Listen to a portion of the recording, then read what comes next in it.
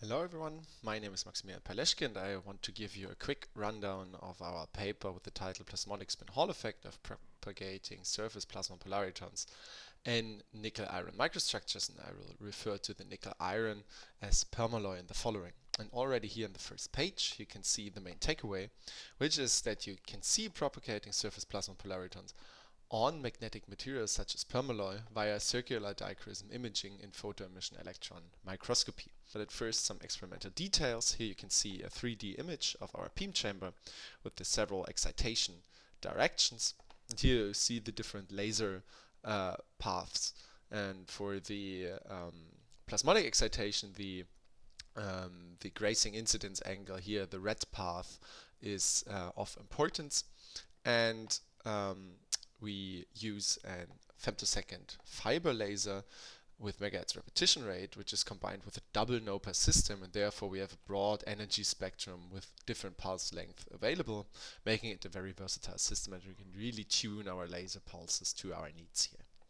So we have a very high temporal resolution and a very high spatial resolution. As I said, we are doing dichroism imaging in PEAM in order to, for example, investigate magnetic samples to see magnetic domains here. We can also see ferroelectric domains, but we saw that's also feasible for plasmonic excitation. And here again, asymmetry image means that you do two consecutive images for left circular and right circular polarized light, and then you normalize it via this formula. And then you get these beautiful asymmetry images. But why does this work for plasmons?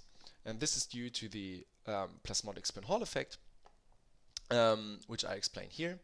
Normally you use linear polarized light and then you get an excitation, for example on these silver flakes here on the edges where you have a perpendicular component of the exciting electronic field here. But for circular polarized light you only get an excitation on one of the edges, and this is due to the direct coupling of the spin angular momentum of the incoming laser pulse with the spin angular momentum of the plasmon here, which means here you have a parallel component of both, and therefore you only get an excitation on the left edge for left circular polarized light, which is seen here in this publication. For right circular polarized light, it's the opposite. You only get an excitation on the right edge. And this is what we use for the dichroism imaging, because you would get a phase shift between the left and the right edge when you do the asymmetry calculation for both images. And this is what we have done for the permalloy structures. You can see here in the MOG image, in the AFM image, and the MFM image. This is a raw PEAM image. You don't see any plasmonic excitation, but when you do then the asymmetry image, so you switch the helicity, then you really see the plasmonic oscillation here.